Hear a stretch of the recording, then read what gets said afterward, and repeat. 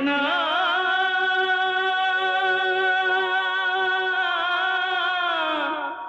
कृष्णा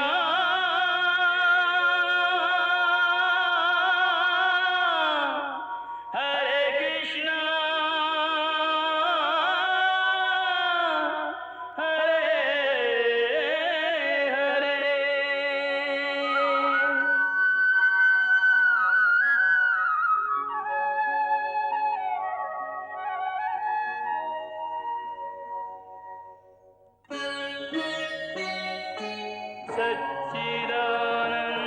सच्चिदानन्दरूपाय विश्वोत्पत्त्यादिहेतवे तापत्रयविनाशाय श्रीकृष्णाय वयं नमः।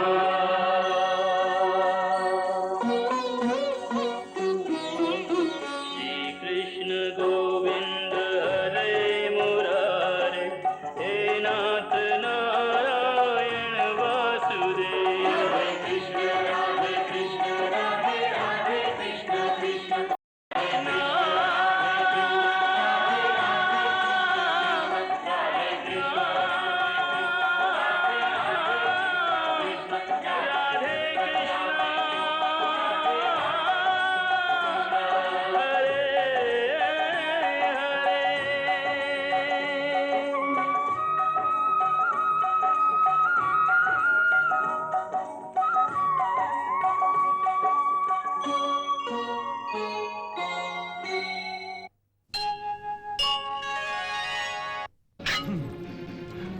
लीजिए लीजिए ये अपने हाथों में तलवार और मेरा और सारे कौरवों का वध कर दीजिए।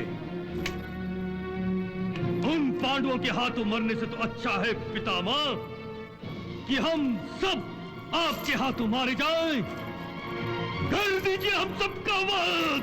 नहीं नहीं नहीं नहीं दुर्योधन, अब मैं इस आरोप को और सहन नहीं कर सकता। तुम्हारे इस आरोप की दुर्गंध मेरे शरीर के रोम रोम से फूट रही है। मेरा संपूर्ण अस्तित्व इस दुर्गंध से अपवित्र हो गया है, अपवित्र हो गया है। मैं इसे पवित्र करूंगा। मैं पांडवों के रक्त से अपने अस्तित्व को पवित्र करूंगा। मैं गंगा पुत्र भीष्म प्रतिज्ञा करता हूं। मैं गंगा पुत्र भीष्म प्रतिज्ञा करता हूं। मैं गंगा पुत्र भीष्म प्रतिज्ञा करता हूं कि मैं पांडवों का वध करूंगा और इस पृथ्वी लोक को निष्पांडव कर दूंगा, अन्यथा स्वयं अपने प्राण दे दूंगा। निष्पांडव कर दूंगा, निष्पांडव कर दूंगा, निष्पांडव कर दूंगा, निष्पांडव कर दूंगा। क्या कहा संजय? तात श्री भीष्म ने प्रतिज्ञा की है, पांडवों का वध करने की प्रतिज्ञा।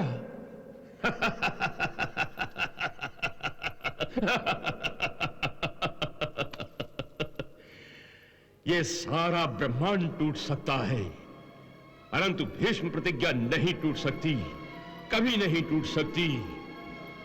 अब ये पृथ्वी निष्पांडव हो जाएगी और मेरे मरे हुए पुत्रों का प्रतिशोध भी पूरा होगा, अवश्य पूरा होगा। मधुसूदन, मधुसूदन, मधुसूदन। क्या हुआ पांचाली? तुम इतनी हताश क्यों हो? तुमने सुना माधव, भीष्म पितामह ने प्रतिज्ञा की है, इस पृथ्वी को निष्पांडव करने की प्रतिज्ञा। अब क्या होगा माधव? माधव, तुम मुस्कुरा रहे हो? पितामह ने पांडवों का वध करने का प्रण लिया है और तुम मुस्कुरा रहे हो? कल अधर्म धर्म को परास्त करेगा और तुम मुस्कुरा रहे हो? पांचाली, यूं घबराने से क्या होगा? तुम्हें अब पितामह को रोकना होगा माधव। हाँ। पांडवों के होते हुए? हाँ कृष्ण, हाँ।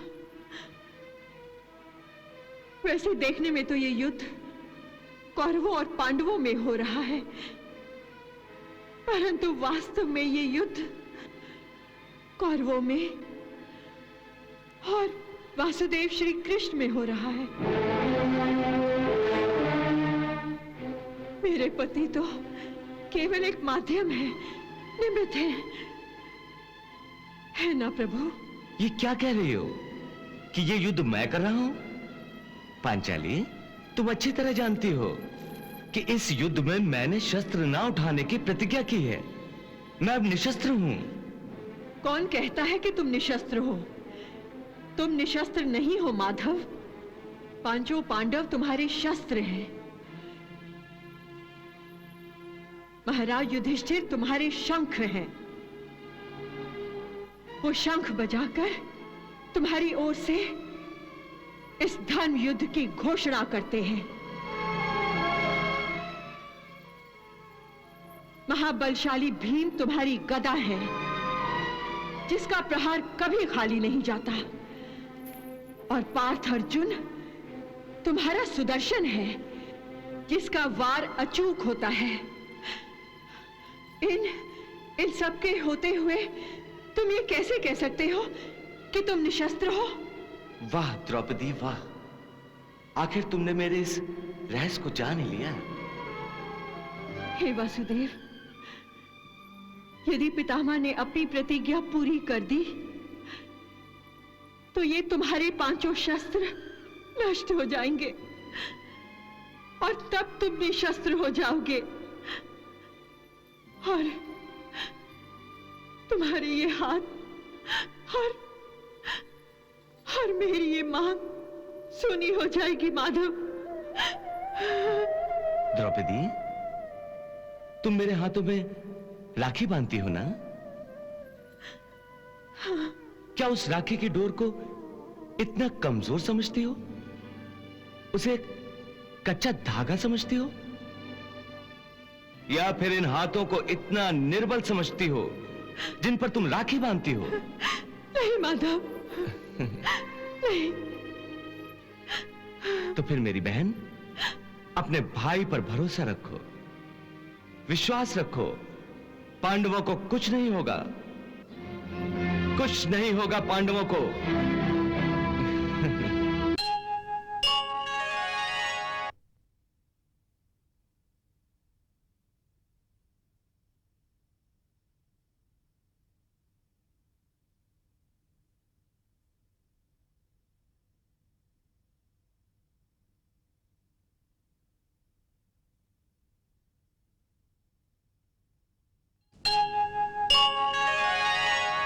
पितामह ने इस पृथ्वी को निष्पांडव बनाने की प्रतिज्ञा की है।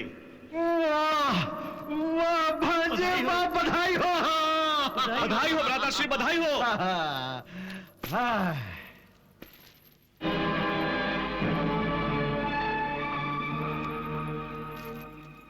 तुम मुझे बधाई नहीं दोगे अंगराज? तुम्हें खुशी नहीं हुई? भांजे, लगता है अंगराज कर्ण ये समाचार सुनकर दुखी हो गए। दुख मुझे इस बात का नहीं है मामा श्री कि पांडव मारे जाएंगे, बल्कि इस बात का दुख है कि अर्जुन का वध अब मेरे हाथों नहीं होगा। चिंता क्यों करते हो मित्र? पितामह के हाथों जब अर्जुन परलोक सिधार जाएगा तो इस संसार में तुम्हारे अतिरिक्त कोई और सर्वश्रेष्ठ धनुर्धर नहीं बचेगा, और इस तरह तुम्हारी सर्वश्रेष्ठ धनुर्धर बनने की महत्वाकांक्षा भी पूरी हो जाएगी। नहीं मामा श्री, नहीं नहीं। सर्वश्रेष्ठ धनुर्धर कहलाने की सच्ची खुशी मुझे तब प्राप्त होगी जब मैं स्वयं अपने बाणों से अपने विरोधी धनुर्धर अर्जुन का वध करूंगा। यदि पितामह भीष्म के धनुर के बाणों द्वारा मुझे यह सम्मान मिला तो मुझे इसकी कोई खुशी नहीं होगी, कोई खुशी नहीं होगी। परंतु एक मित्र की खुशी से बढ़कर कोई खुशी नहीं होती। इसलिए युवराज, मैं तुम्हें बधाई देता हूं। बधाई हो। नहीं केशव, नहीं। युद्ध में क्रोध में भरे यमराज को रोका जा सकता है, वज्रधारी इंद्र पर अंकुश लगाया जा सकता है, गदाधारी कुबेर पर प्रतिबंध लगाया जा सकता है, परंतु प्रतिज्ञाबद्ध पितामह को कोई नहीं रोक सकता। और अब तो उन्होंने केवल पांडवों का ही वध करने की प्रतिज्ञा की है, तो फिर कौन है जो उन्हें रोकेगा? मुझे तो ऐसा लग रहा है कि जिस प्रकार पतंगे अग्नि की लपटों की ओर आकर्षित होकर स्वयं आगे बढ़कर अग्नि में भस्म हो जाते हैं, उसी प्रकार युद्ध में पितामह का सामना करके हम आत्महत्या कर रहे हैं। हे मधुसूदन, मेरे कारण मेरे भाइयों को राजपाट से हाथ धोना पड़ा, सुख शांति और ऐश्वर्य से वंचित रहना पड़ा, पांचाली को असहनीय अपमान सहना पड़ा, और मेरे कारण मेरे भाइयों को वनवास की पीड़ा सहनी पड़ी, और अब मेरे ही कारण वो पितामह भीष्म के घातक बाणों का लक्ष्य बनने जा रहे हैं। नहीं केशव, नहीं। मेरे भाई, मेरे साथी, मेरे सैनिक मेरे हित के लिए मृत्यु की खाई में क्यों गिरे? नहीं, मैं ऐसा नहीं होने दूंगा। हे केशव, साक्षी रहना तुम। आज मैं अपने चारों भाइयों और अपने सभी साथियों को मेरे प्रति उनके कर्तव्य से मुक्त करता हूं।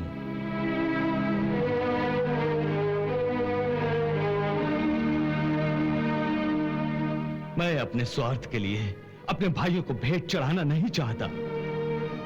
मेरे कारण यदि माता कुंती के दोनों पुत्र छिन जाएं, तो मैं उन्हें क्या जवाब दूंगा? और फिर जब मैं मरकर परलोक पहुंचूंगा तो माता मांद्री को क्या उत्तर दूंगा कि उनके दोनों पुत्रों को भी मैंने अपने स्वार्थ पर भेंट चढ़ा दिया? इतना भयंकर आरोप सहने की शक्ति मुझ में नहीं है केशव, मुझ में नहीं है। मरना है तो केवल मैं ही मरूंगा। मरे आपके दुश्मन भ्राताश्री। युद्ध भूमि में जो भी आपकी ओर आंख उठाएगा, मैं उसकी आंखें नोच लूंगा। हम भाइयों के होते हुए स्वयं मृत्यु भी आपका बाल तक बांका नहीं कर सकती। हाँ बड़े भैया, हमारे जीते जी यदि आपका वध हो गया तो हम तो बिन मौत ही मर जाएंगे। हमें मर जाना स्वीकार है भ्राताश्री, परंतु अनाथ होना नहीं। देख लिया बड़े भैया, ये आपसे छोटे होकर आज आपसे बड़ापन दिखा रहे हैं, आपके सम्मान पर अपने प्राणों तक को निछावर करने के लिए उत्सुक हो रहे हैं, और आप हैं जो इन्हें छोटापन सिखाने का प्रयास कर रहे हैं, मृत्यु से डरा रहे हैं। ये तो आपके प्रति इनके आदर और स्नेह का अपमान है, इनके अपने आदर्शों का अपमान है। आप समझते हैं कि अपने छोटे भाइयों को मृत्यु के पंजे से दूर रखकर मृत्यु को स्वयं गले लगाकर बड़ा काम कर रहे हैं। नहीं बड़े भैया, इस प्रकार तो आप सभी पांडवों के सामूहिक कर्तव्य से विद्रोह कर रहे हैं। यह कर्तव्य तो सब भाइयों का है, इसे तो आप सबको मिलकर करना होगा। परंतु ज्येष्ठ भ्राता होने के नाते अपने अनुजों के प्राणों की रक्षा का दायित्व क्या मेरे सर पर नहीं है? बड़े भैया, यह अच्छी बात है कि आपको अपने छोटे भाइयों के प्राणों की चिंता है, परंतु हम यही क्यों माने कि कल युद्ध भूमि में मृत्यु ही पांडवों का स्वागत करेगी? इसलिए कि प्रतिज्ञाबद्ध पितामह के घातक बाणों का उत्तर देने के लिए हमारे पास कोई शस्त्र नहीं है केशव। एक शस्त्र है बड़े भैया, संसार में मनुष्य की बुद्धि से बड़ा न कोई शस्त्र है और न कोई अस्त्र। यदि हम अपनी बुद्धि का प्रभावशाली प्रयोग करें तो शत्रु के सारे शस्त्रों की धार कुंद हो सकती है। अर्थात ये कि मैंने एक उपाय सोच रखा है। वो क्या उपाय है? वो सब आप मुझ पर छोड़ दीजिए, जैसा मैं कहूं वैसा आप करते जाइए।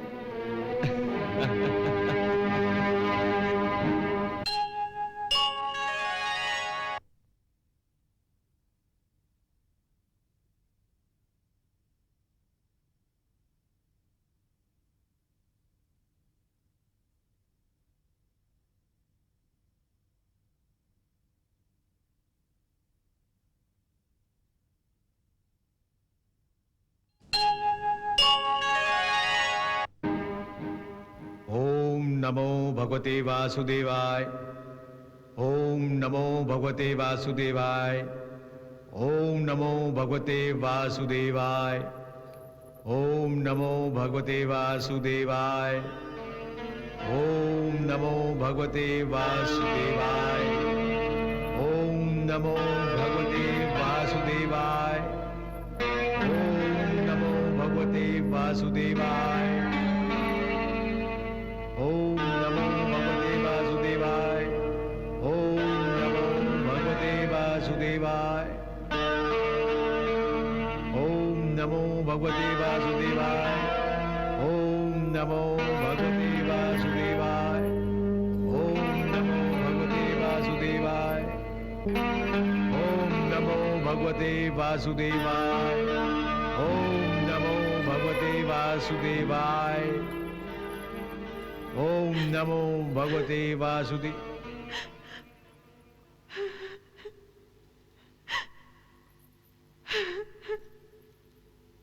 कौन? प्रणाम पितामह। कल्याणमस्तु। कौन हो पुत्री? इतनी रात गए यूं रोते हुए मेरे शिविर में क्यों आई हो? पितामह, मैं एक सुहागन हूं। मेरे पति इस महासंग्राम में युद्ध कर रहे हैं। मैं उनके प्राणों की सुरक्षा के लिए आपसे आशीर्वाद मांगने आई हूं। युद्ध में तो प्राणों को दांव पर लगाया ही जाता है। एक क्षत्राणी भली भांति इस धर्म को जानती है, इसलिए मृत्यु से पहले मृत्यु का शोक नहीं मनाती। पितामह, फिर भी स्त्री कभी नहीं चाहती कि वो विधवा हो जाए। इसलिए वो अपने पति के प्राणों की सुरक्षा के लिए प्रार्थना करती है और हर वो जतन करती है जो उसके बस में होता है। परंतु तुम मेरे पास क्यों आई हो? इस संबंध में मैं क्या कर सकता हूं? पितामह, आपकी वाणी में सरस्वती का वास है, इसलिए कि आपने कभी झूठ नहीं बोला। इसलिए एक महापुरुष ने मुझसे कहा था कि आपके मुंह से जो निकलेगा वो सत्य वचन ही होगा।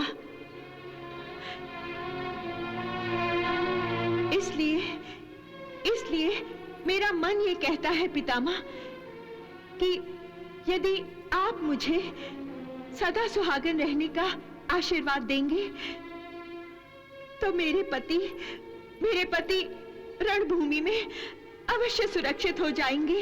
हाँ पितामह, मैं ये नहीं चाहती कि वो युद्ध छोड़कर घर चले आए। वो अवश्य युद्ध करें। मैं तो उनकी सुरक्षा चाहती हूँ, इसलिए आपसे आशीर्वाद लेने आई हूँ।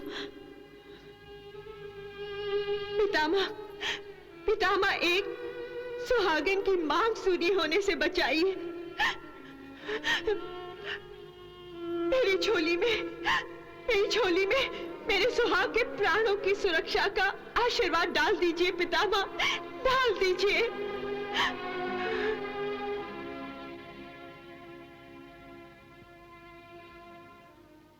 हे भगवान, मेरे हाथों में तो कुछ नहीं है, करने वाला तो तू ही है।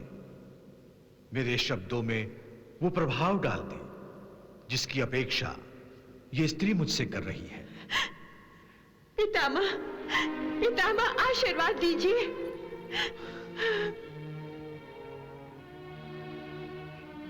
सौभाग्यवती भावा।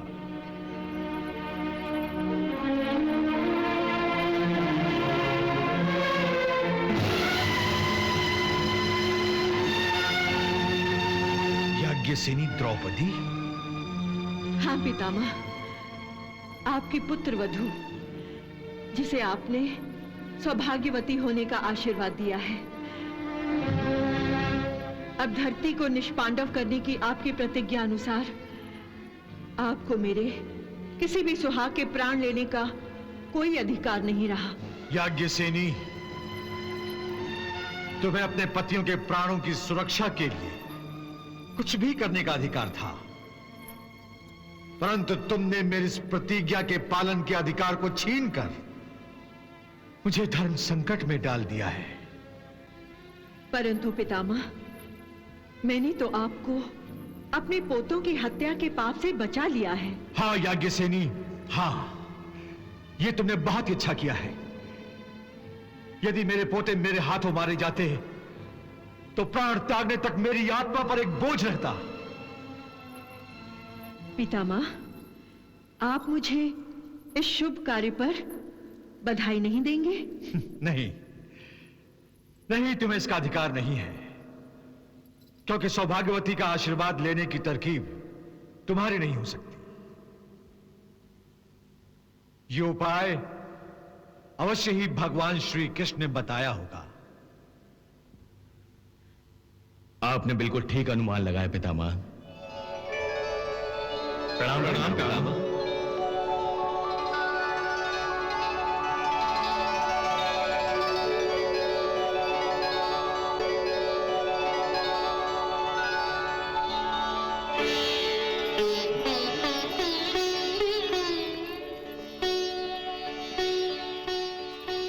कल्याणमस्तु। प्रणाम भगवान, आइए।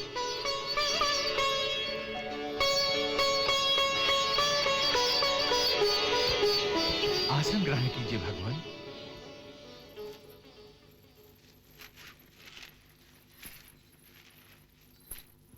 पितामह, पांचाली को यह अनोखा सुझाव श्री कृष्ण ने ही दिया था। मैं जानता था प्रभु, अपने इस विवश भक्त को अपने प्रिय पोतों की हत्या के पाप से आप अवश्य बचाएंगे।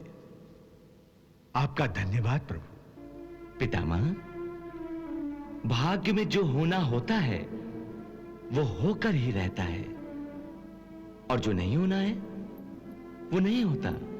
नहीं प्रभु, जब मैं आपको एक भक्त की आंखों से देखता हूं तो मुझे आप ही की लीला दिखाई देती है। मैंने आवेश में प्रतिज्ञा की थी कि आपको इस महासंग्राम में शस्त्र उठाने पर विवश कर दूंगा। मैं तो आपको विवश नहीं कर सका और न कर सकता था, परंतु आपने स्वयं सुदर्शन चक्र धारण करके मेरी प्रतिज्ञा की लाज रख ली थी। और मुझे विश्वास है प्रभु कि धरती को निष्पांडव करने की मेरी प्रतिज्ञा और याज्ञसेनी को दिए मेरे आशीर्वाद की लाज भी आप रखेंगे। नहीं पितामह, मैं उस समय सहायता करता हूं जब कोई दूसरा रास्ता नहीं रह जाता। मैं अच्छी तरह से जानता हूं कि इस समस्या का हल आपके पास है, और इस समस्या से क्योंकि पांडव भी प्रभावित होंगे, इसलिए पांडव के ज्येष्ठ होने के नाते इसका समाधान करने का अधिकार आपको है। और फिर धर्मराज को आपने पांडव की विजय के लिए कोई सुझाव देने का वचन भी तो दिया था।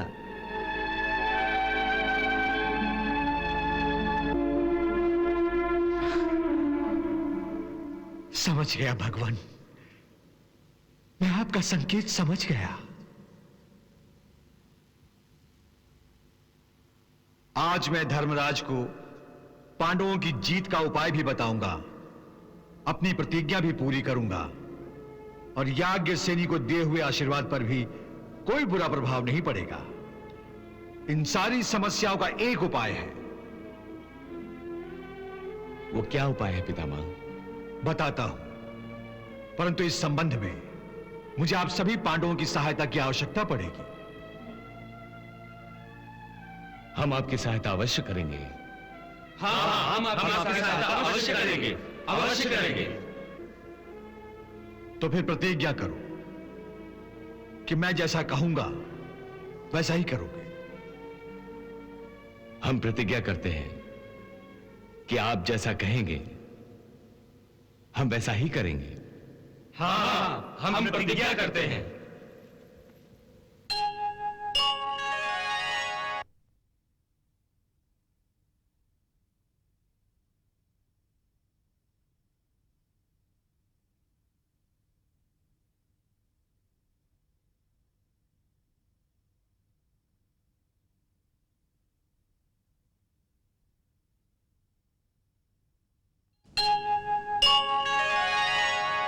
कल युद्ध भूमि पर, इससे पहले कि मैं अपनी प्रतिज्ञा का पालन करते हुए तुम में से किसी का वध करूं, अर्जुन मेरा वध करेगा और तुम सब उसकी सहायता करोगे। नहीं पितामह, नहीं पितामह, नहीं, मुझसे नहीं होगा पितामह, मुझसे नहीं होगा, मुझसे नहीं होगा। अर्जुन, तुम्हें नहीं कहने का अधिकार नहीं रहा। तुम मुझे वचन दे चुके हो और फिर ये मेरी आज्ञा भी है और अंतिम इच्छा भी। पितामह, आप बहुत कड़ी परीक्षा ले रहे हैं हमारी। पुत्र, परीक्षा तो मेरा भाग्य ले रहा है। मैं जीवन भर अशांत रहा, अब मैं शांति के साथ मरने जा रहा हूं। अब मुझे शांति भी मिलेगी और विश्रांति भी, जो केवल भगवान कृष्ण या तुम मुझे दे सकते हो, क्योंकि तुम दोनों की सिवा मुझे मारने का सामर्थ्य और किसी में भी नहीं है। मैंने प्रतिज्ञा की थी कि इस धरती को निष्पांडव कर दूंगा, अन्यथा अपने प्राण त्याग दूंगा। अब अपने प्राण त्यागने के लिए मैं आत्महत्या का पाप तो नहीं कर सकता। क्या तुम गौरवशाली मृत्यु का यह अवसर भी मुझे प्रदान नहीं करोगे? परंतु पितामह। अर्जुन, यदि तुम परंतु अरंतु करते रहे तो मुझे अपनी प्रतिज्ञा पूरी करने का अवसर प्रदान करोगे।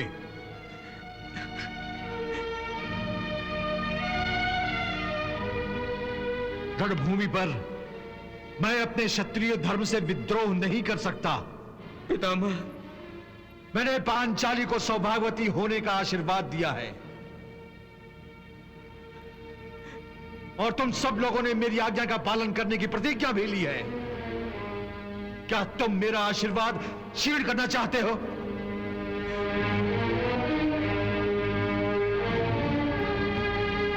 मैंने तुम्हें मेरा वध करने की आज्ञा दी है। क्या तुम अपने पितामह की आज्ञा का विरोध करोगे? मेरी मृत्यु से संकोच करने का अब कोई लाभ नहीं अर्जुन। मेरी मृत्यु का समय आ गया है। तुम सब अच्छी तरह जानते हो कि मुझे इच्छा मृत्यु का वरदान प्राप्त है। मैं अपनी प्रतिज्ञा की लाज रखने के लिए अपने प्राण त्यागना चाहता हूं। मैंने प्रतिज्ञा की थी कि या तो मैं पांडवों का वध करूंगा या अपने प्राण त्याग दूंगा।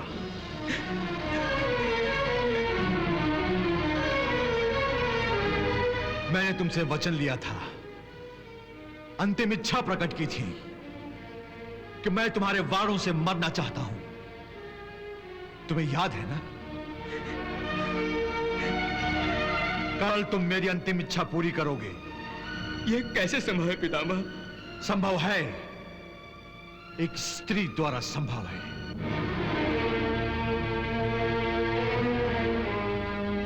समस्या के भावर से एक स्त्री हमें निकाल सकती है। एक स्त्री निकाल सकती है? पर कैसे? इस धरती को निष्पांडव बनाने की मेरी प्रतिज्ञा के अनुसार युद्ध भूमि पर मैं कल अवश्य हथियार उठाऊंगा, परंतु मैं किसी स्त्री के आगे हथियार नहीं उठाता। स्त्री को अपने शस्त्र के लक्ष्य पर देखकर हथियार नीचे कर लेता हूं। और यही वो समय है अर्जुन, जब तुम अपने प्रहार से, अपने बाणों से मेरा सीना छलनी कर सकते हो।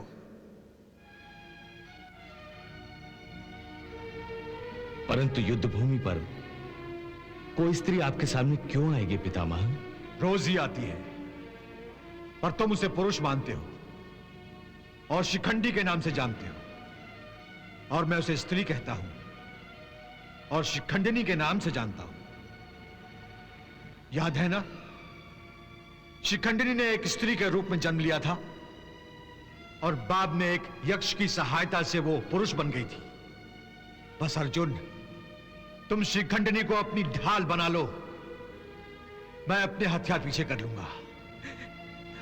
बस उसके बाद तुम मेरा वध कर देना।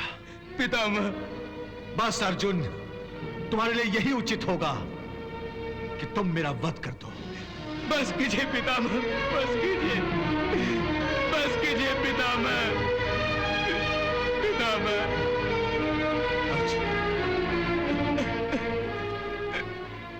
मेरी मृत्यु के अतिरिक्त तुम्हारे पास कोई विकल्प नहीं है पुत्र। मेरी मृत्यु से कदाचित यह भीषण युद्ध रुक जाएगा। मेरी मृत्यु से तुम सभी भाइयों को न्याय मिलेगा।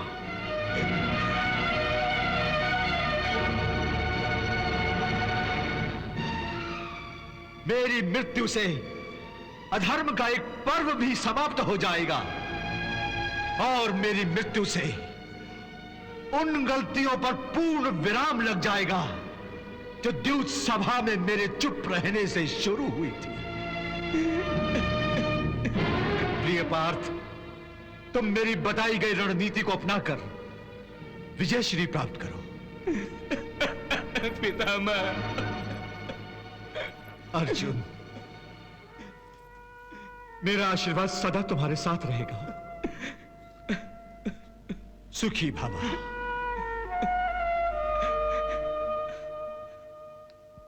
पितामह ने पांडवों का वध करने का निर्णय अवश्य लिया है, परंतु इसे शीघ्र ही सफल बनाने के लिए हमें भी उचित रणनीति बनानी चाहिए।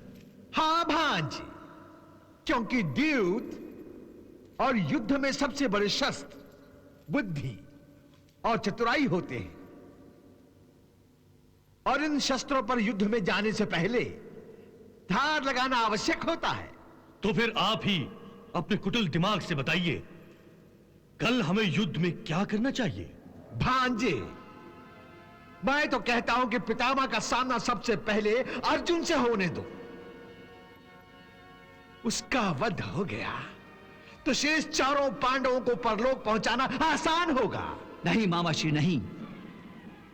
यदि अर्जुन का सामना पितामह से हुआ तो यह युद्ध लंबा खींच जाएगा, क्योंकि अर्जुन ही एक ऐसा पांडव है जो पितामह के तीरों की आंधी को रोक सकता है। पितामह यदि पहले ही अर्जुन से युद्ध में उलझ गए तो बाकी सारे पांडव कौरव सेना का संहार करते रहेंगे। मामाश्री, कर्ण ठीक कह रहा है। इस प्रकार तो हमारे कई कौरव योद्धा व्यर्थ ही मारे जाएंगे। इसलिए इस युद्ध को तुरंत समाप्त करने के लिए हमें चाहिए कि पहले पितामह और अर्जुन का सामना होने के बदले दूसरे पांडवों को एक एक करके पितामह के हाथों परलोक भेज दें। परलोक। तो मामाश्री, कल युद्ध भूमि पर हम यही युद्ध नीति अपनाएंगे। कल युद्ध भूमि पर हमारा महारथी योद्धा अर्जुन को पितामह की ओर बढ़ने से रोकेगा और हम पितामह और अर्जुन को आमने सामने आने नहीं देंगे।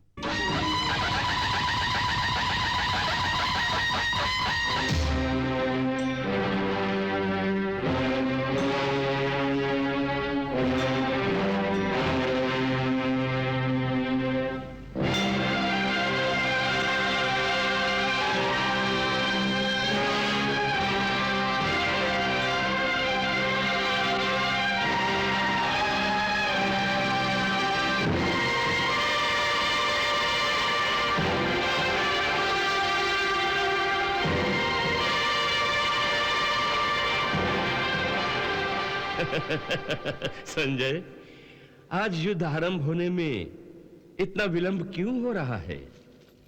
महाराज, विलंब तो नहीं हो रहा है, परंतु आज आप कुछ अधिक उत्सुक दिखाई दे रहे हैं और आज आप समय से बहुत पहले ही आ गए हैं, इसलिए आपको विलंब का आभास हो रहा है। वैसे अब युद्ध आरंभ ही होने वाला है। नहीं संजय, नहीं। मुझे तो ऐसा लग रहा है कि आज युद्ध ही नहीं होगा। पांडव युद्ध नहीं करेंगे। क्यों महाराज? पितामह ने धरती को निष्पांडव करने की जो प्रतिज्ञा की है, उसी का समाचार गुप्तचरों ने पांडवों को दिया होगा। इसलिए वो पितामह से युद्ध करने के बदले उनसे क्षमा की याचना करेंगे। और मेरे भतीजे इतने निर्दयी भी नहीं हैं कि अपने प्रिय दादा का वध करें। महाराज, यह केवल आपकी कामना है, यह केवल आपकी अंतर इच्छा है। आप चाहते हैं कि यह युद्ध कौरव बिना लड़े ही जीत जाएं और इस युद्ध में कौरवों को किसी प्रकार की हानि न उठानी पड़े। परंतु आपकी इच्छाओं के विरुद्ध युद्ध तो आरंभ होने जा रहा है। श्री कृष्ण ने शंखनाद के लिए अपना शंख उठा लिया है।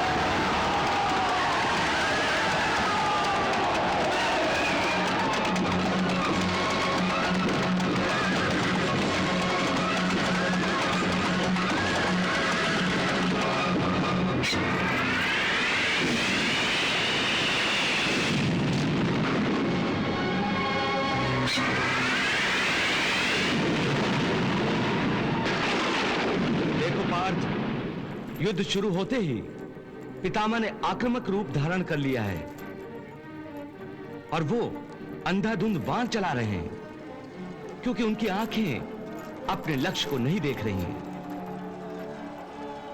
हां पार्थ, उनकी आंखें केवल तुम्हारे रथ की प्रतीक्षा कर रही हैं और उनका शरीर तुम्हारे बाणों के स्वागत के लिए उत्सुक हो रहा है। जानता हूं केशव, आज वो कठिन घड़ी आ गई है जिसको मैं आज तक टालता आ रहा था।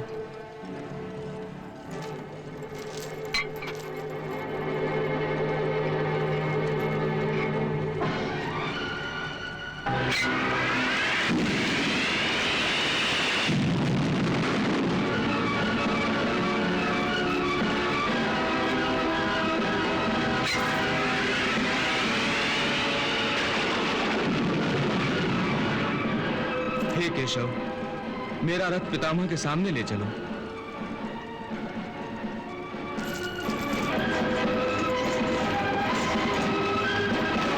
श्री दुशासन, महाराज शल्य, आज हमें अपने कल तय की हुई रणनीति के अनुसार अर्जुन पर प्रतिबंध लगा देना चाहिए।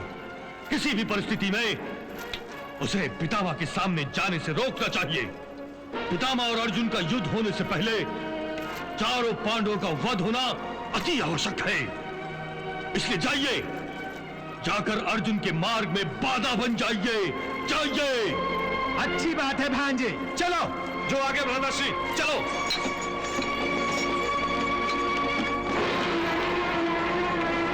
चलो सारथी।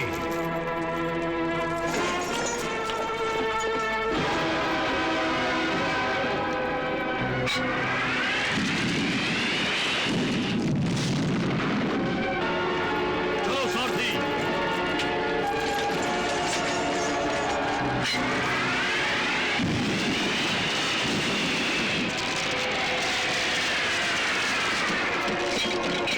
आचार्य,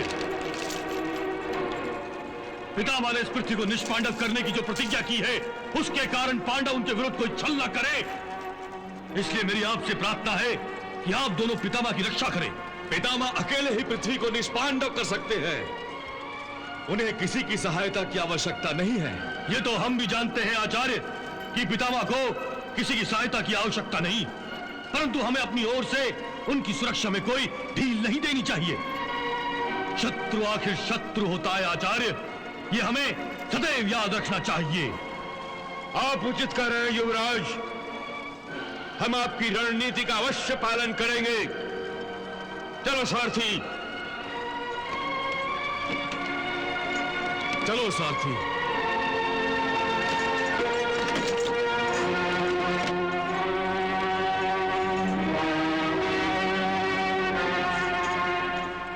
पार्थ, दुर्योधन की चाल को समझो। ये तीनों तुम्हें पितामह की ओर बढ़ने से रोकने के लिए आए हैं। जानता हूं केशव, यदि मैं इन तीनों से युद्ध करने में उलझ गया तो पितामह को अपनी प्रतिज्ञा अनुसार संहार करने का अवसर मिल जाएगा। इसलिए तुम इन्हें टालकर मेरा रथ पितामह के सामने ले चलो। ठीक है पार्थ। अर्जुन, भाग रहे हो? अरे काय रण छोड़कर भाग रही था तो रण में आए ही क्यों थे? मामा श्री, जिसका सारथी ही रण छोड़ हो, वो तो रण छोड़कर भागेगा ही, पर हम तुम्हें जाने नहीं देंगे अर्जुन। अर्जुन, क्षत्रिय योद्धा तो दुश्मन की ललकार सुनते ही कांप उठते हैं, और तुम पीठ दिखा रहे हो। सोच क्या रहे हो अर्जुन? हमसे युद्ध करो, युद्ध। भांजे, विश्व का सर्वश्रेष्ठ धनुर्धर अपने शत्रुओं की ललकार सुनकर भागा जा रहा है।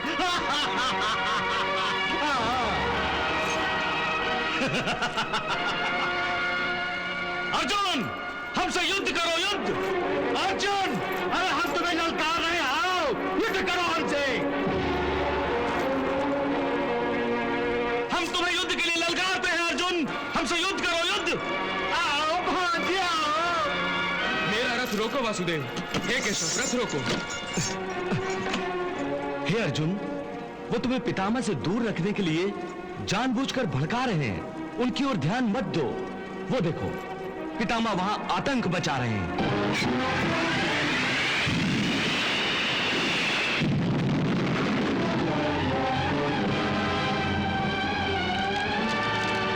परंतु केशव, जब कोई युद्ध के लिए ललकारता है तो एक क्षत्रिय पीठ नहीं दिखाता। इसलिए पहले इनसे निपट लेने दो, फिर पितामह से युद्ध करूंगा।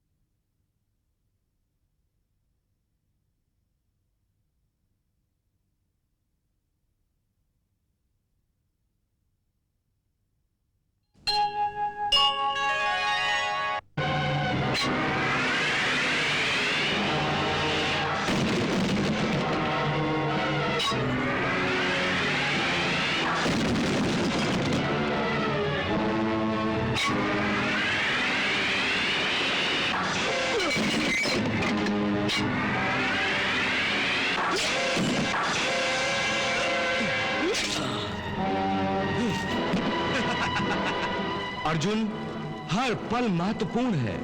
तुम्हारा समय नष्ट करने का अर्थ है पितामह को अपनी प्रतिज्ञा पूरी करने का अवसर देना। नहीं केशव,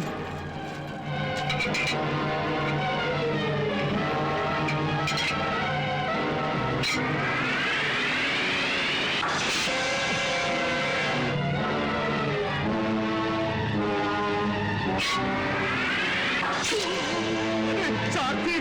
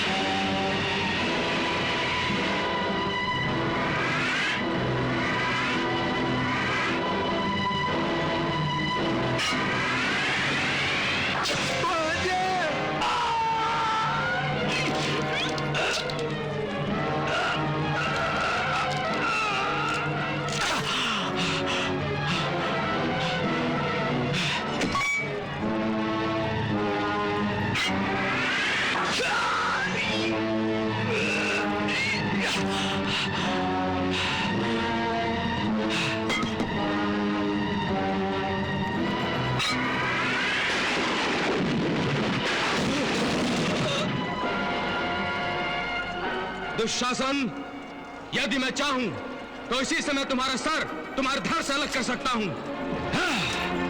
इसी क्षण तुम्हें यमलोक भेज सकता हूं, परंतु बड़े भैया भीम ने तुम्हारे अपवित्र हाथों को उखाड़ फेंकने की प्रतिज्ञा की है, इसीलिए तुम्हें जीवन दान देता हूं।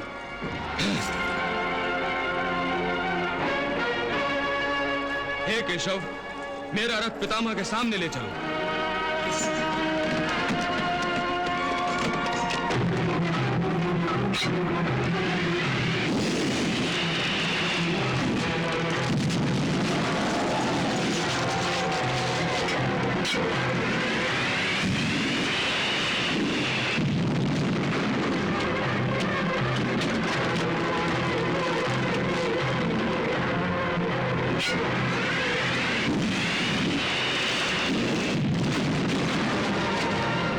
कृपाचार्य, आप देख रहे हैं अर्जुन आज किस बहादुरी से युद्ध कर रहा है। अर्जुन को पहले जैसी शूरवीरता से युद्ध करते हुए देखकर ऐसा लगता है कि जैसे आज अर्जुन सूर्यास्त होने से पहले ही संपूर्ण रूप से युद्ध को समाप्त कर देना चाहता है। कल तक अर्जुन बुझा बुझा सा था, जैसे बेवश होकर युद्ध कर रहा हो। लगता था जैसे बाण चलाना ही भूल गया है।